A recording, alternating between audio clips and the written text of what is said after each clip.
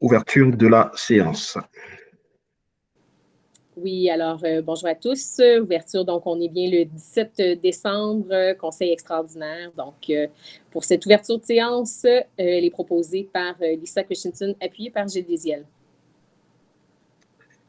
Adoption du jour de la séance du conseil d'arrondissement. Oui, donc proposée par Nathalie Pierre-Antoine, appuyée par Suzanne Descaries.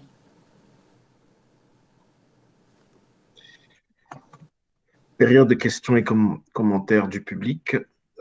Nous avons reçu des questions du public, donc je vais commencer à faire la lecture. Première question, elle nous vient de M. Paul Easton. L'annonce du projet du REM de l'Est est très bienvenue. Ce nouvel accès au transport collectif vers le centre-ville vient ouvrir les horizons pour plusieurs quartiers montréalais, dont Pointe-aux-Trembles, Montréal-Nord, Saint-Léonard et Mercier-Hochelaga-Maisonneuve. Madame Chantal Rouleau, députée de Pointe-aux-Trembles, ministre déléguée du transport responsable de la région métropolitaine de Montréal. Cependant, en tant que résident de RDP, je suis extrêmement déçu, pas seulement pour moi, mais pour les autres résidents de RDP à l'est de l'A25, voire centrale et est. Nulle part dans cette annonce est mentionné RDP, soit le district nord de notre arrondissement RDP-PAT. PAT aura 4 stations. J'aimerais obtenir de la part de nos élus une explication raisonnable pour laquelle RDP ne semble pas avoir été inclus dans ce projet. Pourquoi nous sommes mis à l'écart et y a-t-il une possibilité d'ajouter au moins 1 ou 2 accès au REM à l'intérieur du district concerné? Je vous réfère au coquille d'une possibilité que je vous ai envoyé en CC dans le courriel à Madame Valérie Plante. Les possibilités sont là et ma suggestion d'une prolongation au long du boulevard Henri Bourassa pourrait bénéficier en plus à Anjou et Montréal-Nord, Montréal-Est. Bien sûr, d'autres options au profit des RDP existent. Exemple, prolongation de la voie Maurice Duplessis. Respectueusement, Paul Easton. Oui, donc merci, M. Easton, pour votre question. Et puis, je sais, depuis 2 jours, là, j'ai pu lire vos réactions et aussi certaines réactions des citoyens du quartier Rivière-des-Prairies. Donc, je comprends la réaction. Vous dire, en fait, c'est sûr que en premier lieu, c'est une excellente nouvelle. Vraiment, pour pouvoir améliorer le transport collectif dans l'Est, le projet du REM est vraiment transformer complètement notre façon de voir la mobilité et comment on va aménager les déplacements.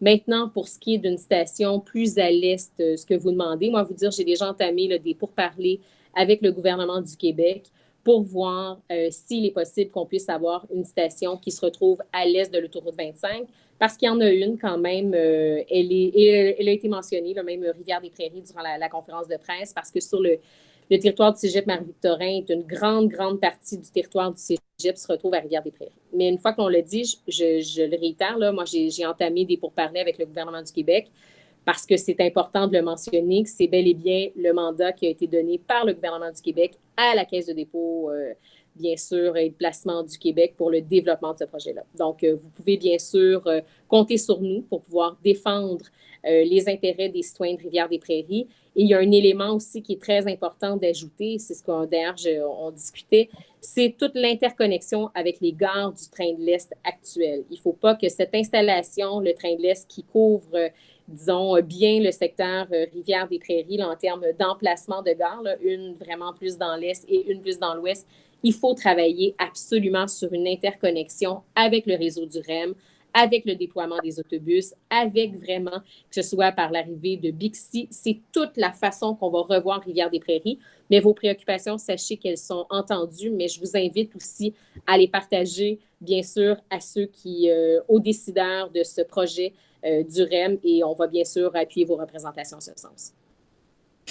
Madame la mairesse, c'est Nathalie Pierre-Antoine. Est-ce que je peux parler, s'il vous plaît? Allez-y, Madame Pierre-Antoine. Oui, alors écoutez, je partage les préoccupations des citoyens de Rivière-des-Prairies de ne pas avoir été comptés dans ce nouvel aménagement-là. Je salue quand même cette nouvelle-là parce que c'est quand même une bonne nouvelle pour l'Est, dans le sens qu'on avait besoin d'un mode structurant en termes de transport collectif. Donc, chapeau, bien sûr, aux au gouvernement actuel, le ministre du Transport, M. Bernadel, et aussi Mme Rouleau, qui est la ministre déléguée, qui est responsable de la métropole et qui est notre ancienne mairesse, donc qui connaît très bien la réalité de Rivière-des-Prairies et de Pointe-aux-Trembles. Alors, bravo pour cette belle annonce-là, mais je partage pleinement les préoccupations des gens de Rivière-des-Prairies qui se sentent laissés pour compte et pourtant ce sont des payeurs de taxes.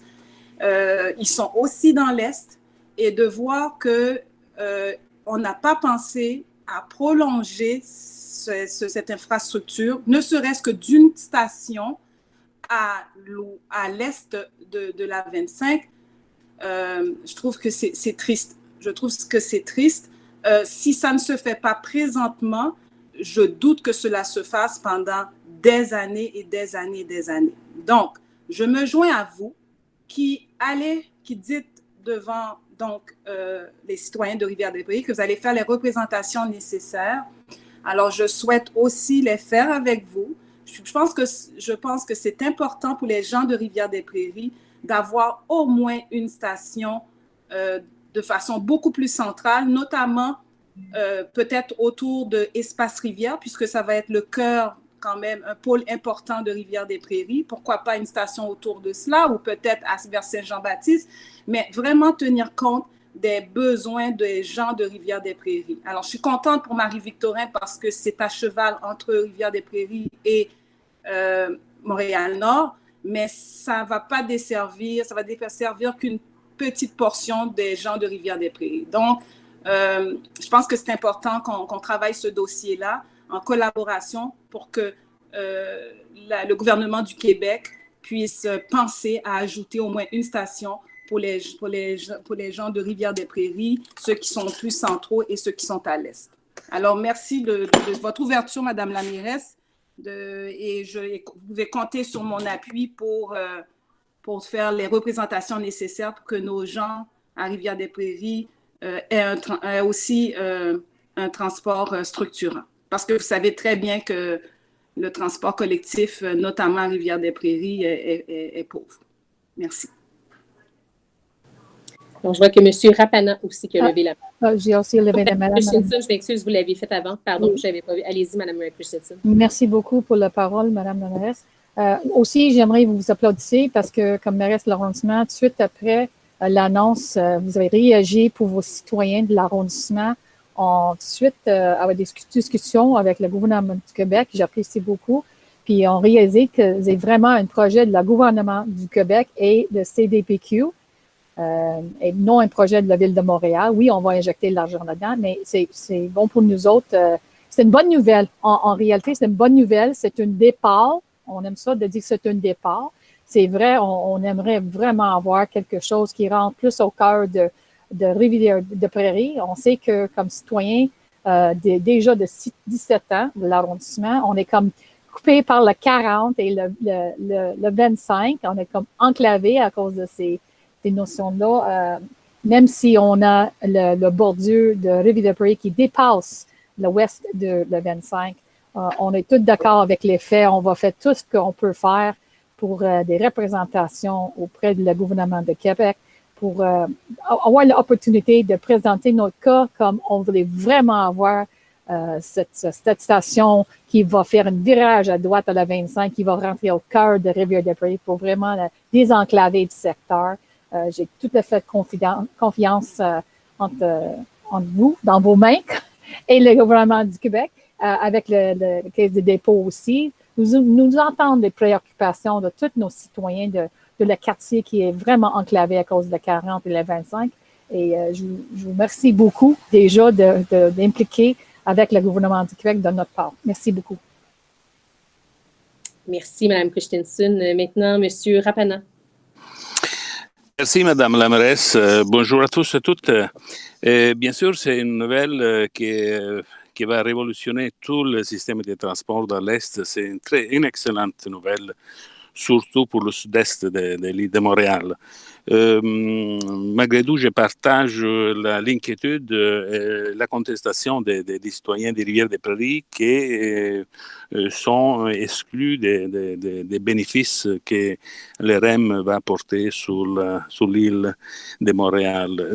Je voulais faire une précision pour le bénéfice de tout le monde qui écoute. Aucun conseiller de la ville, aucun conseiller a été consulté pour l'aménagement du REM dans l'est de Montréal, à ma connaissance.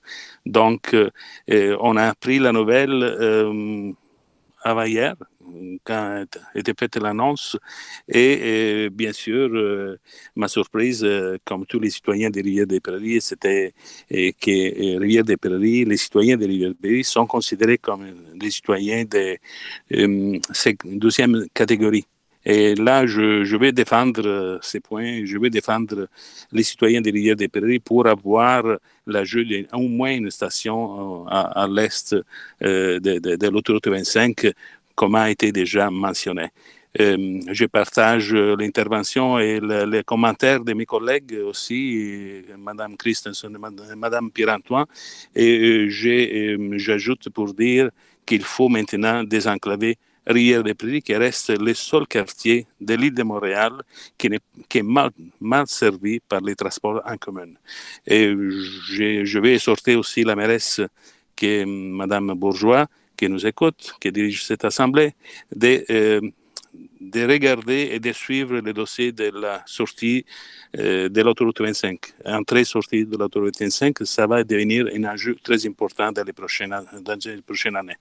Donc, c'est dit, et merci beaucoup à tous et joyeux Noël. Merci, M. Rapana. Est-ce qu'il y avait d'autres interventions? M. Aka, à vous pour la prochaine question. Deuxième question, M. Jean-François Rouette. Comment expliquez-vous l'incapacité de l'arrondissement et des élus de faire valoir la nécessité d'une ligne REM qui passe au cœur des RDP pour faire en sorte de désenclaver le quartier de Rivières-des-Prairies et d'offrir à notre future génération un accès aux universités du centre-ville? Donc, merci, M. Rouette, pour votre question. Je pense que déjà, si vous avez vu en premier lieu le début de cette assemblée, puis la réponse que plusieurs conseillers, moi-même, avons formulée. Donc, bien sûr, on comprend très bien la déception, puis on comprend la volonté, bien sûr, de tous là, de pouvoir profiter d'une station supplémentaire. Je sais qu'on a déjà échangé sur le sujet, puis on va continuer à échanger. Là, vous le savez, je reste toujours aussi disponible que je l'étais. J'ai tantôt parlé aussi de l'importance de l'interconnexion avec le train de l'Est, qui je sais est un dossier aussi qui vous tient beaucoup à cœur. Donc, oui, travailler pour une station supplémentaire, mais l'interconnexion avec nos modes actuels, comme le train de l'Est, est un enjeu super important. Et je répète parce que quand je lis honnêtement le début de votre question, je veux quand même remettre les choses en perspective, que ce sont des décisions qui sont prises par le gouvernement du Québec, que c'est un dossier qui est traité avec la Caisse de dépôt. Ça ne nous empêche absolument pas, bien sûr, de prendre parole, de défendre les intérêts des citoyens. C'est ce qu'on a toujours fait, c'est ce que je vais faire de toute façon tout au long, bien sûr, de mon mandat. Donc, on aura l'occasion de pouvoir en rediscuter. Il y aura aussi, c'est important, c'est une première annonce qui a été effectuée cette semaine, mais il y aura des consultations aussi qui seront menées dans le cadre de ce projet-là. Donc, bien sûr, je m'attends à ce que les citoyens aussi se fassent entendre et puis le milieu de Rivières-des-Prairies, mais gardons en tête que c'est une nouvelle vraiment qui révolutionne totalement notre façon de voir la mobilité et c'est de cette façon-là que je le perçois et on va travailler fort pour avoir des bonifications et surtout pour que le quartier Rivières-des-Prairies ne soit pas laissé pour compte. Est-ce qu'il y avait... Madame la mairesse? Madame Pierre-Antoine? Serait-ce possible de demander une rencontre avec les autorités concernées pour qu'on puisse discuter de ce dossier-là? Il y aura absolument des rencontres qu'on pourra tenir avec les autorités concernées. D'accord, et assez rapidement, hein, si c'est possible. Merci, Pierre-Antoine. C'est chaud. Merci. D'accord, merci. Troisième question, M. Luigi Mancini. Est-ce que vous avez étudié la possibilité d'installer des caméras dans les secteurs les plus affectés par les violences à RDP? Donc, merci, M. Mancini, pour votre question. Là, je sais aussi, on est en communication, notamment sur toute la question des incidents impliquant des armes à feu dans le quartier Rivière-des-Prairies. Donc, pour ce qui est de la question des caméras, je pense que c'est un outil, mais parmi tant d'autres. Donc, est-ce que les caméras sont un outil supplémentaire? Je suis bien ouverte à regarder. En même temps, l'idée n'est pas non plus de tapisser tout le quartier Rivière-des-Prairies de caméras, mais je pense que c'est un outil supplémentaire qui peut s'ajouter à d'autres interventions qui peuvent être menées. Je sais qu'il y a d'autres questions, notamment sur le sujet aujourd'hui. On pourra peut-être, puis vous allez voir là, tout au long de cette période de questions, aussi d'autres éléments sur lesquels on peut travailler qui vont, donc, pourquoi pas les caméras, mais il y a d'autres mesures aussi qu'on doit pouvoir prendre. Prochaine question, M. Pauliston. Madame la mairesse, face aux violences avec armes à feu récentes à RDP, quelles sont les mesures concrètes et à long terme que vous et la Ville de Montréal mettez en place pour sécuriser la population contre le crime? Oui, il y a vraiment deux volets à cette question-là qui sont extrêmement importants. La première chose, je ne sais pas si vous êtes au courant ou si vous avez vu cela passer, en fait, c'est une nouvelle escouade que j'ai eu l'occasion d'annoncer ce matin avec la mairesse de Montréal et avec le directeur du service de police de la Ville de Montréal, d'une escouade qui est affectée strictement à la lutte contre le trafic d'armes. Donc, qu'est-ce que ça veut dire dans les faits? C'est une équipe d'enquêteurs qui va être vraiment attitrée au SPVM pour pouvoir enquêter sur vraiment les têtes dirigeantes des réseaux qui font qu'on a une libre circulation malheureuse d'armes à feu illégales, notamment sur l'île de Montréal.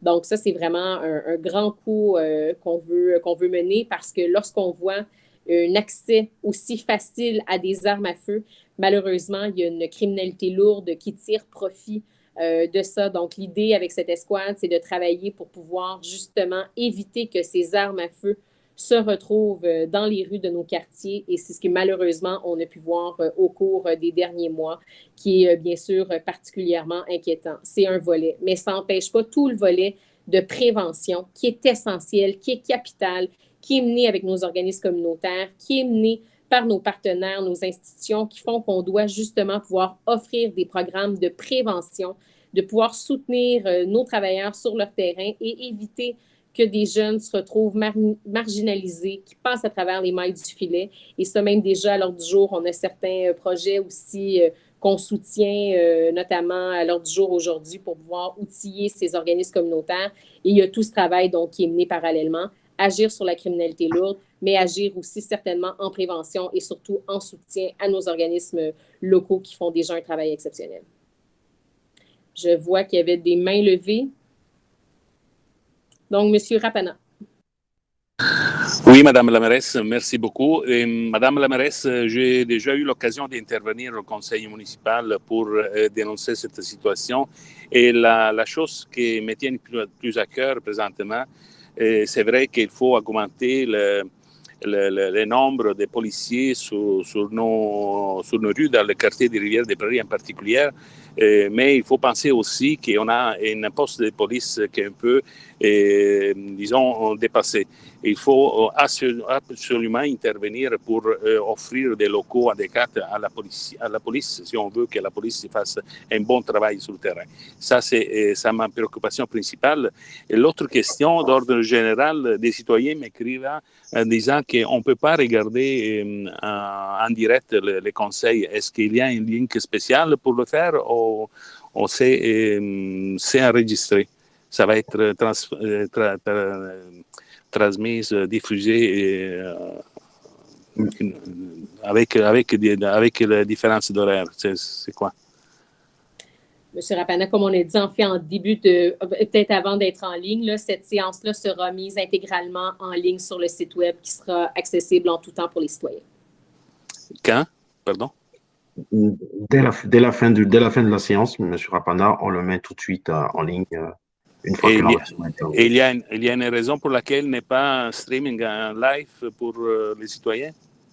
Les séances extraordinaires, normalement, on le fait en live. Les séances extraordinaires ne sont pas obligées, mais on a l'obligation de pouvoir rendre disponible dès que possible l'intégralité des décisions et des échanges élus. C'est ce qu'on a toujours fait pour les séances extraordinaires.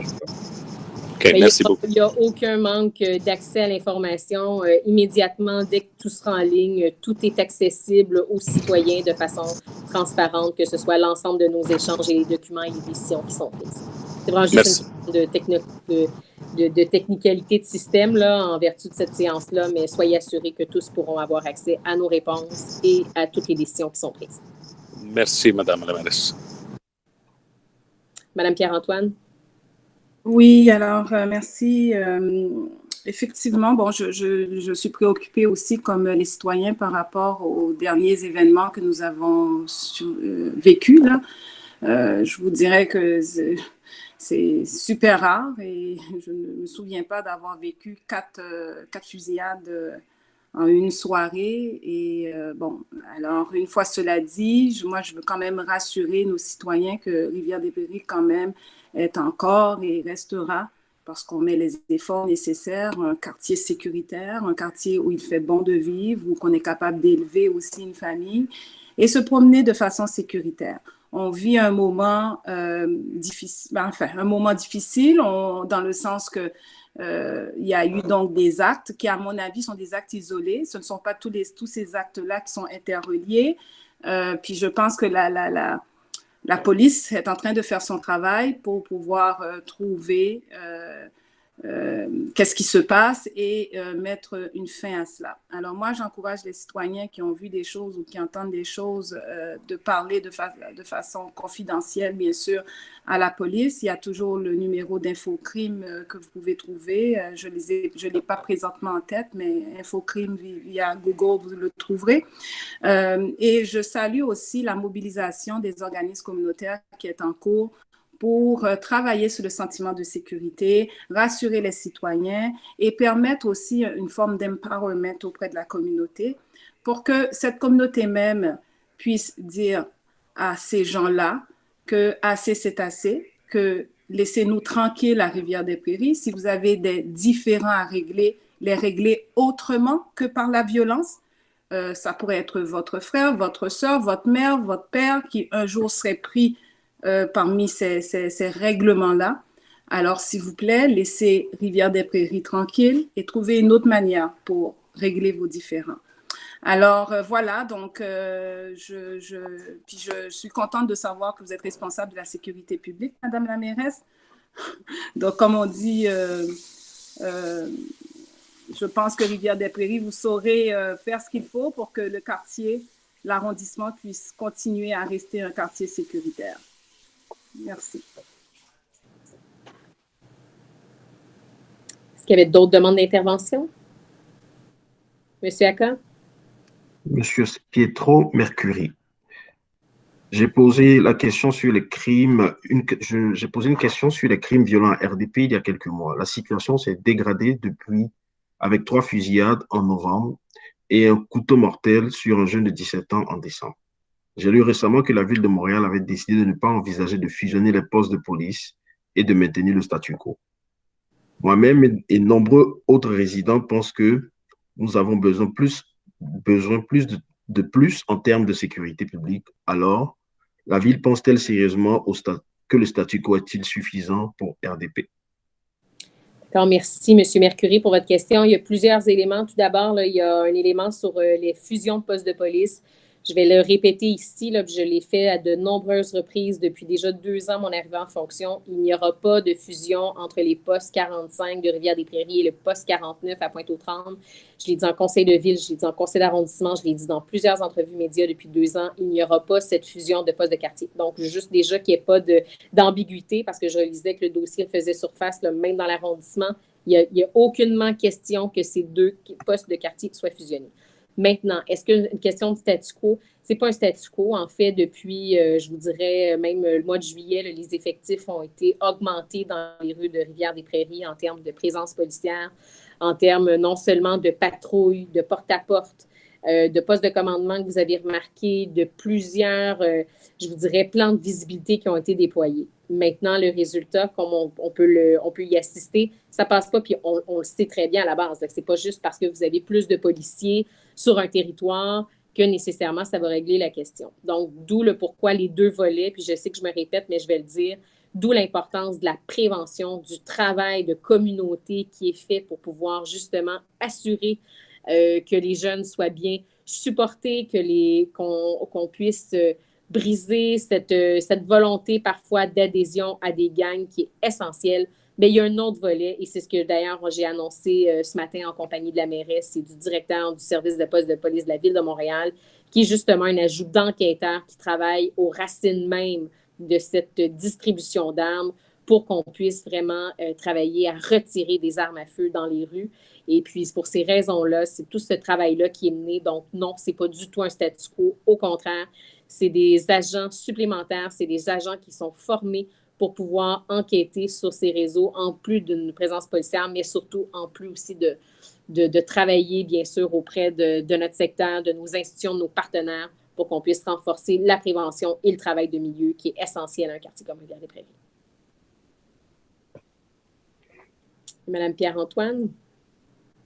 Oui, je veux juste rajouter qu'effectivement, la prévention est super importante. Puis c'est pour ça que l'arrondissement, je vous dirais, depuis plusieurs années, nous octroyons 100 000 $ dans les 2 quartiers pour que des organismes communautaires puissent travailler en ce qui a trait à la prévention de la délinquance et gangs de rue. Donc, et je pense que on va continuer certainement à soutenir les initiatives que les organismes communautaires, le milieu souhaitent mettre de l'avant pour pouvoir effectivement travailler avec les jeunes et éviter donc, je pourrais dire, la délinquance et peut-être le phénomène de gang de rue. Et une fois cela dit, il faut aussi, quand on vit des choses comme ça, parfois il faut faire attention aussi parce que pour ne pas stigmatiser aussi certains jeunes et tomber aussi dans ce qu'on pourrait appeler du profilage racial. Alors, oui, les policiers font leur travail et oui, ils ont l'obligation c'est-à-dire de donner un environnement sécuritaire, bien sûr, aux citoyens, mais en même temps aussi, ça doit se faire selon les règles de l'art et ne pas tomber aussi dans qui c'est le profilage racial. Alors moi, je suis aussi sensible à cette situation-là aussi, un juste équilibre dans les interventions qui seront faites. Si ces interventions ciblent les jeunes des communautés noires ou les personnes des communautés noires. Merci. Est-ce qu'il y avait d'autres demandes d'intervention? Merci, M. Aka. Monsieur Joseph Paglia, le statut socio-économique et ses corrélats tels que les résultats scolaires inférieurs, la pauvreté et la mauvaise santé affectent en fin de compte notre société dans son ensemble. Les inégalités dans les répartitions des ressources et la qualité de vie augmentent à mesure que le coût de la vie continue d'augmenter au-delà du taux d'inflation. Il est raisonnable de supposer que la criminalité continuera d'augmenter en raison du COVID-19 et d'une récession économique imminente. Bref, il existe une corrélation entre criminalité et situation socio-économique de la population. Nous convenons tous que nous avons besoin d'une présence policière accrue. Malheureusement, il s'agit d'une réponse réactive plutôt que proactive. Quelle stratégie socio-économique l'arrondissement RDP-PAT envisage-t-il pour contribuer à réduire toutes les formes de violence dans notre arrondissement? Je souhaite à tous de joyeuses fêtes. Merci beaucoup, M. Paglia, pour votre question. Tout d'abord, je vais répondre au dernier élément de votre intervention. Je vous souhaite aussi des joyeuses fêtes à vous et à votre famille. Mais sinon, donc, bien sûr, sur le fond de la question, là, vous avez probablement entendu les questions précédentes. Donc, dans les stratégies socio-économiques qui sont nées, tout d'abord, je vous dirais, ce n'est pas tous les arrondissements qui le font, mais je vous dirais, c'est quelque chose qu'on fait ici et qu'on n'a jamais relâché, qui est l'indexation, premièrement, de tous nos organismes, l'indexation 2% à chacun de nos organismes, parce qu'on sait à quel point qu'ils accomplissent un travail essentiel. Il y a le fonds, bien sûr, pour lutter contre la délinquance juvénile qui a été mis sur pied il y a plusieurs années, qui permet de pouvoir soutenir des projets vraiment pour lutter, bien sûr, contre cette délinquance. Puis, au-delà de ça, ça va plus globalement. Ça va dans un quartier, je vous dirais même le soutien à la création d'une association de commerçants, de gens d'affaires du secteur permet justement de revitaliser certaines zones qui sont parfois dévitalisées, qui amènent justement cette volonté de pouvoir occuper le quartier, de pouvoir être dans un quartier à échelle humaine qui se soutient les uns des autres. Donc, que ce soit même lorsqu'on parle d'amélioration de transport collectif, c'est aussi des mesures pour moi de socio-économique pour que les gens puissent pouvoir se déplacer, pour se rendre à l'école, pour pouvoir travailler, qu'ils ne soient pas isolés. Donc, c'est vraiment tous des éléments, bien sûr, sur quoi on travaille. Et c'est cet ensemble d'éléments qui, justement, vers quoi on aspire. Puis non seulement qu'on aspire, parce que c'est un quartier Rivière-des-Prairies où il fait bon vivre, mais qu'on doit travailler pour justement que ce vivre ensemble se déploie sous ces différentes formes, comme je viens tout juste de les énumérer. Mais ce sera un travail toujours en continu. Il ne faudra jamais relâcher des efforts. Monsieur Neil Armand. La question d'insécurité des dernières semaines est très intimement liée aux enjeux des jeunes et pauvreté. Il est clair que compte tenu des récents événements passés, que collectivement nous avons failli à ces jeunes, qu'allez-vous faire de différent pour créer du loisir, des emplois adaptés pour endiguer le problème de la criminalité et délinquance jeunesse, autre qu'investir massivement dans des moyens policiers qui n'auront que des impacts temporaires sur un problème de pauvreté systémique? Donc, merci beaucoup, M. Armand, pour votre question et votre préoccupation qui est bien sûr bien réelle et ce sur quoi ce n'est pas du tout l'orientation de notre arrondissement comme moi, comme mairesse. Je vous parle d'intervention policière qui est nécessaire dans les cas dont on parle, là, qui est dans l'agissement contre cette criminalité lourde de libre circulation des armes. Mais pour ce qui est de vraiment du travail qu'on doit faire, vous parlez notamment de créer du loisir. Vous avez sûrement aussi pris connaissance du projet qu'on a, notamment, que des travaux ont déjà commencé, de ce chalet au parc Armand-Bombardier, qui est dans un secteur que je sais que vous connaissez très, très bien, qui permettra non seulement d'avoir une offre de services dans le secteur du parc Armand-Bombardier, mais aussi avec une salle polyvalente où plusieurs intervenants sociaux, notamment des différents organismes de l'arrondissement, pourront utiliser pour avoir un lieu qui soit intéressant. Un lieu, on voit d'ailleurs, là, il y a eu des refontes de plans qui ont été effectuées à la suite des recommandations des citoyens, qui va être magnifique, vraiment dans le secteur où les gens, on souhaite qu'ils seront très heureux de pouvoir occuper ces lieux. Un superbe projet. La création de loisirs, on est très fiers. C'est une programmation qu'on déploie année après année, d'une programmation diversifiée, mais qu'on veut surtout accessible à tous, gratuite, qui ait lieu même dans les milieux de vie, qui n'ait pas juste lieu sur des scènes ou dans des salles ou qui parfois peut être difficile d'accès pour certains, mais qu'on se rapproche des milieux de vie. Donc, c'est vraiment ce sur quoi on travaille très fort. C'est vers quoi aussi on alligne les projets lorsqu'on offre du financement pour les fonds de développement, les fonds de prévention notamment, contre la délinquance, qu'on souhaite que ces orientations-là soient mises de l'avant. Donc, c'est un travail, comme je le disais tout à l'heure, c'est un travail constant. Là, je sais que je me répète peut-être un peu, les questions sont un peu du même ordre. Donc, soyez assurés, M. Armand, que c'est vraiment la lignée qu'on veut prendre. N'hésitez surtout pas à communiquer avec nous pour qu'on puisse en échanger davantage.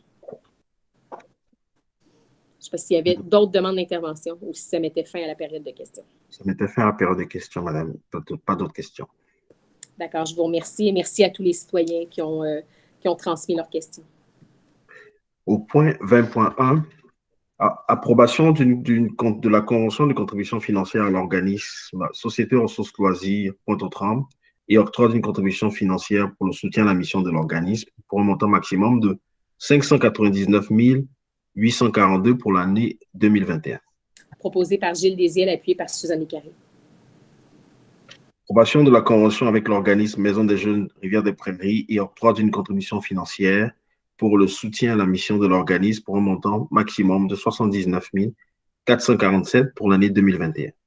Proposé par Lisa Christensen, appuyé par Nathalie Pierre-Antoine. Approbation de la convention avec l'organisme Loisirs communautaire Le Relais du Bout et octroi d'une contribution financière pour le soutien à la mission de l'organisme pour un montant maximum de 32 632 pour l'année 2021. Oui, pardon, je vais juste sur mon ordre du jour. Je m'excuse, j'ai un petit problème technique parce que j'aime faire les proposeurs et appuyeurs des conseillers des districts. Donc, si vous me permettez, pouvez-vous me rappeler, je m'excuse, le 20.3, convention avec l'organisme Loisirs communautaire Relais du Bout, octroi d'une financière pour le soutien à la mission au montant de 32 632. Proposé par Richard Guay, appuyé par Lisa Christensen. 20.4, approbation d'une convention avec l'organisme équipé RDP et octroi d'une contribution financière pour le soutien à la mission de l'organisme pour un montant maximum de 60 328 pour l'année 2021. Proposé par Lisa Christensen, appuyé par Nathalie Pierre-Antoine.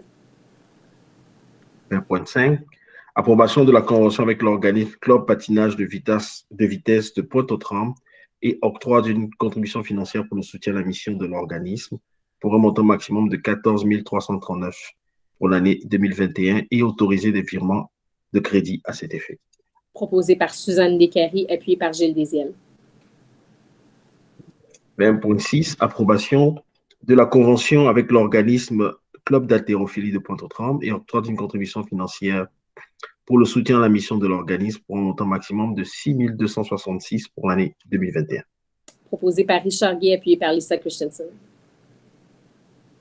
20.7, approbation de la convention avec l'organisme Club aquatique de Rivière-des-Prairies et octroi d'une contribution financière pour le soutien à la mission de l'organisme pour un montant maximum de 32 676 pour l'année 2021. Proposé par Lisa Christensen, appuyé par Richard Guay.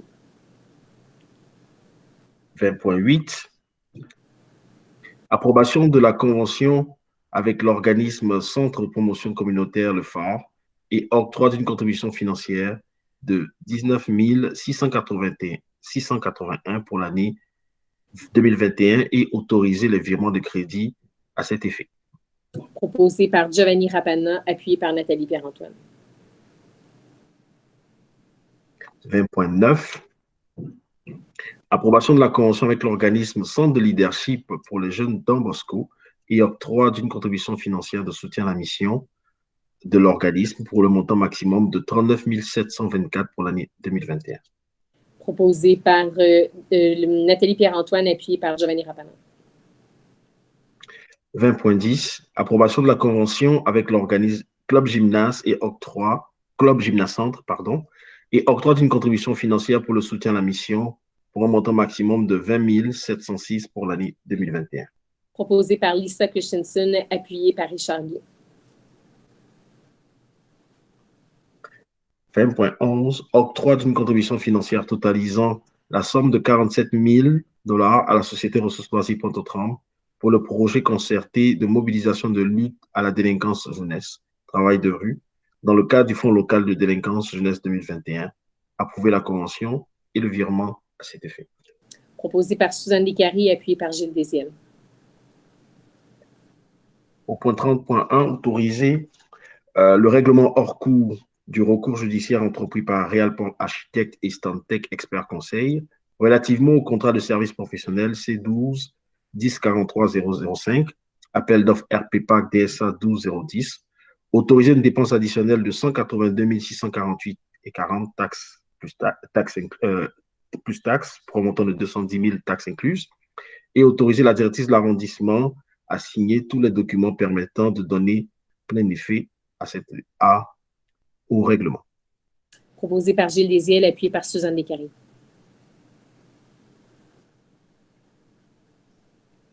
Au point 40.1, adoption du premier projet de résolution PP 137, intitulé Résolution PP 137 sur le projet particulier visant à permettre l'agrandissement d'un bâtiment commercial situé au 12 150 rue Sherbrooke-Est. Proposé par Suzanne Descaries, appuyé par Gilles Désiel. Madame la mairesse, je veux dire qu'il va y avoir une assemblée publique écrite qui va faire suite à un avis public qui va être publié dans les journaux dans les prochains jours relativement au projet particulier. Parfait, merci. 40.2, adoption du règlement RCA 08-328-7, règlement modifiant le règlement intérieur du conseil d'arrondissement sur la délégation de pouvoir aux fonctionnaires et employés, RCA 08-329, tel que modifié. Proposé par Lisa Christensen, appuyé par Nathalie Pierre-Antoine.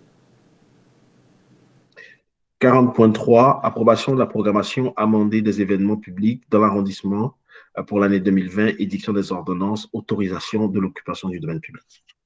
Proposé par Gilles Désiel, appuyé par Richard Guay. 60.1, déposer au comité exécutif le bilan annuel des dépenses au 31 décembre 2019, le rapport de l'exercice des activités déléguées au 15 novembre 2020, ainsi que le rapport semestriel d'évolution budgétaire au 15 novembre 2020, relatif à l'exercice des activités déléguées concernant la gestion des matières résiduelles pour l'arrondissement. Proposé par Giovanni Rapana, appuyé par Lisa Christensen. 70.1, levé de la séance. Proposé par Gilles Désiel, appuyé par Nathalie Pierre-Antoine. Donc, c'est ce qui me donne l'occasion. Je l'ai fait début décembre. Finalement, ça me donne l'occasion de le refaire là, à quelques jours de Noël, de vous souhaiter à tous et à toutes, bien sûr, de joyeuses fêtes. Bien sûr, joyeuses fêtes aussi à mes collègues et aussi Mme Barbeau, bien sûr, directrice d'arrondissement, à l'ensemble de vos équipes, bien sûr, les équipes de direction qui sont avec nous, mais à l'ensemble des employés de l'arrondissement qui travaillent au quotidien pour assurer la qualité de nos services. Donc, merci à tous et surtout, prenez soin de vous et beaucoup de santé pour ce temps des fêtes et pour 2021. Merci à tous.